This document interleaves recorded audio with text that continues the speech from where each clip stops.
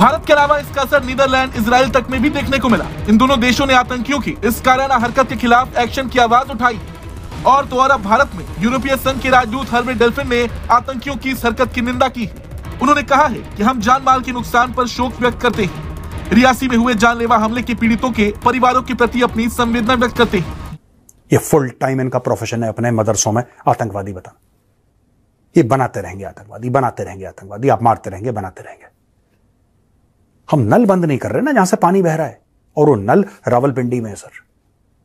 वो नल रावलपिंडी में, वो नल वो कश्मीर में नहीं है। कल नरेंद्र मोदी साहब ने हल्फ उठाया और हल्फ उठाते ही एक वाकया हो गया कश्मीर के अंदर, जिसको सारा भारतीय मीडिया जो है वो पोर्ट्रे कर रहा है कि जी ये पाकिस्तान ने करवाया। ऋषभ, आज साबिक वज़ीर-ए-आज़म नवाज शरीफ ने एक मैसेज किया, ट्वीट की नरेंद्र मोदी को, जिसका नरेंद्र मोदी ने भी जवाब दिया और उन्होंने बड़े अच्छे तरीके से जवाब दिया। ये जरूर कहा है कि हम अपने लोगों के लिए, लोगों की वेलफेयर के लिए और सिक्योरिटी का पूरा ख्याल रखेंगे। जिस ग्रुप ने रिस्पॉन्सिबिलिटी ली है वो कोई लश्कर का ग्रुप बताया जा रहा है, हाफिज सईद का ग्रुप बताया जा रहा है, तो इसलिए पाकिस्तान की तरफ बार बार इशारा किया जा रहा है। और हम तो यही चाहेंगे कि पाकिस्तान इसके ऊपर जो है वो इन्वेस्टिगेशन करे, और अगर यहाँ पर वो लोग मौजूद हैं जिन्होंने ये सब कुछ किया, तो डेफिनेटली उनको जो है वो सजा भी दी जानी चाहिए। अगर कोई भी आतंकवादी घटना भारत के अंदर होती है जो पाकिस्तान को ट्रेस बैक होती है, तो फॉरगेट अबाउट कौन कह रहा है उसने करा है। जैश ए मोहम्मद कह रहा है जी हम रिस्पॉन्सिबिलिटी लेते हैं, या लश्कर तैयबा कह रहा है, या हिजबुल मुजाहिदीन कह रहा है हम रिस्पॉन्सिबिलिटी लेते हैं। इट डज नॉट मैटर कौन रिस्पॉन्सिबिलिटी लेता है, रिस्पॉन्सिबल कौन है ये मैटर करता है, और रिस्पॉन्सिबल पाकिस्तानी फौज है।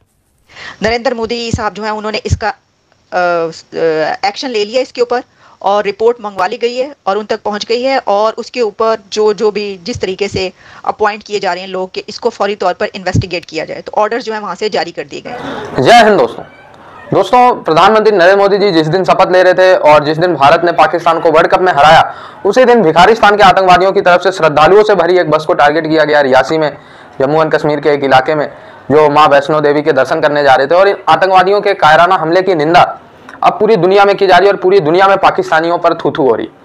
पूरी दुनिया समझ चुकी है कि किस तरीके से पाकिस्तानी मदरसे लाखों की तादाद में पूरी दुनिया में आतंक का सप्लाई करते। हमारे देश में कपड़ों की फैक्ट्रियां हैं, ठीक है, और भी तमाम फैक्ट्रियां हैं। हम दुनिया को सामान बेचते हैं, सामान एक्सपोर्ट करते हैं, भेजते हैं, ठीक है। चाइना भी इसी तरीके से मोबाइल, ऑटोमोबाइल्स, ये सब सेंड करता है दुनिया। लेकिन पाकिस्तान एक इकलौता देश है जो प्रोडक्ट तो नहीं भेजता, लेकिन पूरी दुनिया में आतंकवाद भेजता है, और आतंकवाद की फैक्ट्री मदरसे हैं इनके पास। दोस्तों, इसी आतंकवादी मदरसों की निंदा इस समय पूरी दुनिया में की जा रही है। इस आतंकवादी हमले की निंदा अभी तक 83 से ज़्यादा देश कर चुके हैं। 83 देशों में से 19 मुस्लिम देश भी हैं। हालांकि टोटल मुस्लिम देश 57 है, लेकिन 19 ने ही निंदा की अभी तक। पूरे यूरोप के तो लगभग सभी देशों ने निंदा कर चुके हैं। यूएसए, ऑस्ट्रेलिया, पूरी दुनिया में इस समय भिखारियों की थू थू हो रही कि जब ये किसी भी फील्ड में भारत से जीत नहीं सकते तो छुप के पीछे से कायराना हमला करते हैं। शर्म से डूब मरो भिखारियों, हमेशा भीख मांगते रहोगे। और मेरी रिक्वेस्ट माननीय प्रधानमंत्री मोदी जी से है, सर जब तक इनकी खाकी वर्दी, जो पाकिस्तानी फौज पहनते ना खाकी वर्दी, जब तक खाकी वर्दी को धचका नहीं लगेगा, ये ऐसे ही काम करते रहेंगे हमारे खिलाफ। इनका लॉस थोड़ना है सर। बालाकोट में 300 मार दिए जैश ए मोहम्मद के लिए, it's not a loss for them, they don't care. उनके लिए तो डिस्पोजेबल एसेट हैं, उनके लिए तो दे आर लाइक डिस्पोजेबल, जो कहते हैं नैपकिन होती है जिससे हम हाथ पहुंचते हैं, they are like disposable napkin for them. इनको कोई फर्क नहीं पड़ता, उनके पीछे कोई रोने वाला नहीं है। वो तो कहेंगे वो जन्नत चला गया 72 हूरों के पास, जिहाद फी सबीलिल्लाह, कहानी खत्म। लेकिन पाकिस्तानी फौज को, अगर पाकिस्तानी फौज को हम मारते हैं, I can guarantee you sir, ये मेरी जबान है, ये मेरी गारंटी है, मेरी प्रॉमिस है, you will have peace in Kashmir. एक ब्रिगेड हेडक्वार्टर पकड़ के, कोई भी रैंडम ब्रिगेड हेडक्वार्टर सर, एक रैंडम ब्रिगेड हेडक्वार्टर पकड़ के vaporise it, some random brigade headquarter जिसका कोई लेना देना नहीं है, Pakistani army brigade headquarter, just vaporise it sir. How much does it take? 1 Prithvi sir, button दबाया, good night. And once that happens, फिर आप देखेंगे सर असली में जो आप कहते हैं ना कश्मीर का विकास तब होगा। अभी तो पाकिस्तानी फौज पीछे आराम से सर ये लोग बैठे हैं, इनके अफसर तो आते ही नहीं पोस्ट पे। मैं तो लाइन ऑफ कंट्रोल पर मैं नौकरी कर चुका हूं, इनके अफसर आते ही नहीं पोस्ट पे सर। इनके अफसर बैठते हैं 10-15 किलोमीटर पीछे आराम से। वो तो इंडियन आर्मी के अफसर होते हैं बिल्कुल लाइन ऑफ कंट्रोल पे, लाइन ऑफ एक्चुअल कंट्रोल पे। इंडियन आर्मी का अफसर वहां पे सामने खड़ा हुआ है, वो पर्सनली लीड कर रहा है, because ours an officer led army. Officer led army तो उनकी भी है, लेकिन they are more involve in corruption ना। और ये क्यों अपने आतंकवादी भेजते हैं सर? ये अपने आतंकवादी इसलिए भेजते हैं क्योंकि सबके बिजनेस के धंधे खुले हुए हैं, इनकी पूरी फौज गल्ले पे बैठी है। सर मैं आपको एक और बात बता दूं, फौजी फाउंडेशन का मार्केट कैपिटलाइजेशन जो है that is 100 billion US dollars plus. ये है फौजी फाउंडेशन का मार्केट कैप। तो जो फौज बैठ के रियल एस्टेट के धंधे कर रही है, जो फौज सीरियल बना रही है खाने के लिए, जो फौज बच्चों के डायपर बना रही है, पैम्पर बना रही है, जो फौज बड़े बड़े स्टॉक मार्केट के स्कैम कर रही है, जो फौज सड़कें बनाने के कॉन्ट्रैक्ट, वो फौज क्यों लड़ना चाहेगी आपसे? वो क्यों लड़ेगी आपसे? वो नहीं लड़ेगी। उसने थोड़ा सा पैसा देना है, 1%। लश्कर तैयबा, जैश मोहम्मद, हिजबुल मुजाहिदीन को इंडिया को अटैक करो। और जब इंडिया प्रोटेस्ट करेगा कि यहां पे अटैक हो गया, और हम तो जानते ही नहीं जी, हमें तो पता ही नहीं कौन है ये लोग, ये तो लोकल होंगे आपके जो आजादी के लिए मुजाहिद लड़ रहे हैं, ये तो लोकल हैं। आपने प्रूफ कर लिया कि ये पाकिस्तानी नहीं। सर आप मानते नहीं, ये तो इंडिया की रॉ ने अपने आप ही कागज बना दिए। इन लोगों ने, ये ऐसी फौज है जिसने अपने खुद के बंदे कारगिल में कबूल नहीं करे थे, उनको दफनाया था, उनका नमाज जनाजा इंडियन आर्मी ने पढ़ा था। Sir it's a matter of record. साहब भारत के अंदर एक नई हुकूमत आ गई है जिसे मोदी 3.0 कहा जा रहा है। कल नरेंद्र मोदी साहब ने हल्फ उठाया और हल्फ उठाते ही एक वाकया हो गया कश्मीर के अंदर, जिसको सारा भारतीय मीडिया जो है वो पोर्ट्रे कर रहा है कि जी ये पाकिस्तान ने करवाया।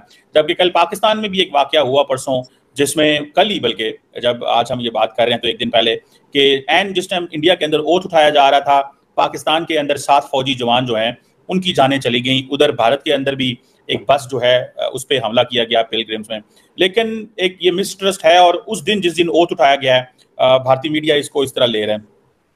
ऋषभ, आज साबिक वज़ीर-ए-आज़म नवाज शरीफ ने एक मैसेज किया, ट्वीट की नरेंद्र मोदी को, जिसका नरेंद्र मोदी ने भी जवाब दिया, और उन्होंने बड़े अच्छे तरीके से जवाब दिया। और कोई ऐसी बात तो नहीं की जिससे ये पता चले कि मुस्तकबिल में काम करने की बात की है, लेकिन ये जरूर कहा है कि हम अपने लोगों के लिए, लोगों की वेलफेयर के लिए और सिक्योरिटी का पूरा ख्याल रखेंगे। आप कैसे देखते हैं कि मोदी 3.0 में ये आते ही पाकिस्तान और कश्मीर में वाकयात हो जाने, एंड देन अभी ये जो नवाज शरीफ साहब की और मोदी साहब की ये जो ट्वीट पे एक दूसरे को उन्होंने रिप्लाई किया? जी सर। देखें जी, इन वाकयात का मोदी साहब के आने से कोई उस तरीके से ताल्लुक नहीं जोड़ा जा सकता। ये पाकिस्तान में जो वाकया हुआ है, ये दहशतगर्दी के वाकयात फ्रीक्वेंटली हो रहे हैं गुज़श्ता कई सालों से, और ये सबको पता है। ये अलग बात है कि इस तरह की बाज़ एक्टिविटीज़ ज़्यादा फेटल हैं, ज़्यादा नुकसानात होते हैं, किसी के कम होते हैं। लेकिन ये कहना कि जब मोदी साहब हेल्प उठा रहे थे तो उस वक्त ये धमाका हो गया, तो इसका हेल्प से कोई ताल्लुक है, या मोदी की जो है वो वापसी से कोई ताल्लुक है, तो ये मैं समझता हूँ कि कोई इसमें लॉजिक नहीं है। लेकिन लॉजिक जिस चीज़ में है वो इसमें ज़रूर है कि जो वाकया वहाँ पे जम्मू कश्मीर में हुआ है, और उसमें लॉजिक इसलिए है कि जाहिर है कि वो एक, जब वो हेल्प उठा रहे हैं तो उस एक ही मुल्क के अंदर जो एक कंट्रोवर्सी चल रही है कि कश्मीर के अंदर क्या हालात हैं, और वहाँ पे बीजेपी ने कोई काबिल ज़िक्र जो है अचीवमेंट्स नहीं की हैं, और ये तासर देने की कोशिश की जा रही है कि कश्मीर के अंदर अब भी सिचुएशन जो है वो हमारे कंट्रोल में है, उनके कंट्रोल में नहीं है। तो यही वजह है कि उनके हेल्प उठाते हुए ये वाकया जो है हो गया। तो ये जो वाकया है इसको इस तरीके से देखा जा सकता है, इसकी रीजनिंग बनती है। लेकिन इसको भी अगर आप इसके साथ जोड़ के ना भी देखें हेल्प के साथ, तो गुज़श्ता 1.5-2 सालों में आपने देखा होगा कि वहाँ पे इक्का दुक्का इस तरह के वाकयात होते हैं। कहीं जो है वो इस तरह की जो सिक्योरिटी फोर्सेस की गाड़ियों पे हमले हुए हैं, लोग शहीद हुए हैं, इस तरह के बेशुमार वाकयात हुए हैं, एक्टिविटीज़ हुई हैं। दोस्तों अब आप लोगों को पता चल गया होगा, जो कुछ लोग नीचे कमेंट करते हैं कि नहीं भाई भारत और पाकिस्तान के रिश्ते अच्छे होने चाहिए, इन भिखारियों के साथ कभी भी भारत के रिश्ते अच्छे नहीं होने चाहिए, यह आज आप लोगों को समझ लेना चाहिए। एक तरफ इनके प्रधानमंत्री, इनके वित्त मंत्री, इनके रक्षा मंत्री कहते हैं कि भारत के साथ दोस्ती वाले रिलेशन चाहिए, हम भारत के साथ ट्रेड चाहते हैं, और दूसरी तरफ रात में आतंकवादी भेज के भारत को ये परेशान करते हैं, श्रद्धालुओं पे हमले करवा दें। जब ये आर्थिक रेस में नहीं जीत सकते, जब ये साइंस एंड टेक्नोलॉजी में भारत से नहीं जीत सकते, जब ये स्पोर्ट्स में भी भारत से नहीं जीत सकते, तब ये भिखारी आतंक का सहारा लेते हैं। जल भुन के राख हो गए जब तीसरी बार प्रधानमंत्री नरेंद्र मोदी जी ने पीएम का शपथ लिया, भारत ने भिखारियों को वर्ल्ड कप के मैच में हरा दिया, तब इन आतंकवादियों का सहारा लिया पाकिस्तानी सेना ने। पाकिस्तानी सेना की तो औकात नहीं है, गोली चला दे, गोली चलाते ही तो इनकी मुंह काला कर देगी भारतीय सेना, इसलिए ये फायरिंग करते हैं, ठीक है, ताकि आतंकवादियों को क्रॉसिंग दे सके। ये तो इनकी कायराना हरकत है। चुल्लू भर पानी में डूब मरना चाहिए ऐसे लोगों को जो कहते हैं कि भारत और पाकिस्तान के रिश्ते अच्छे होने चाहिए।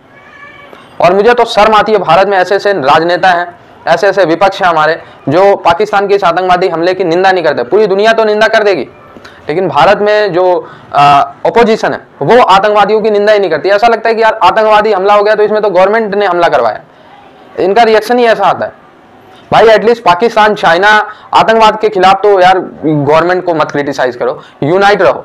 दुनिया में क्या मैसेज जाता है यार, ये तो खुद आपस में लड़ रहे हैं। हालांकि प्रधानमंत्री नरेंद्र मोदी जी ने काफी हद तक इस मामले को सॉर्ट आउट किया है आतंकवाद का, लेकिन ऐसे हमले हमें देखने को मिलते हैं महीने में, कभी 2 महीने में ऐसे हमले आ जा रहे हैं। इन पाकिस्तानी आतंकवादियों को खत्म करने के लिए पाकिस्तानी सेना पर स्ट्राइक करना जरूरी है। जो 72,000 93,000 ने घुटने टेके थे ना, वैसे फिर से इनको घुटने टिकाने होंगे, तभी ये कंट्रोल में आएंगे। जुड़े रहे ऐसी वीडियोस के लिए, तब तक के लिए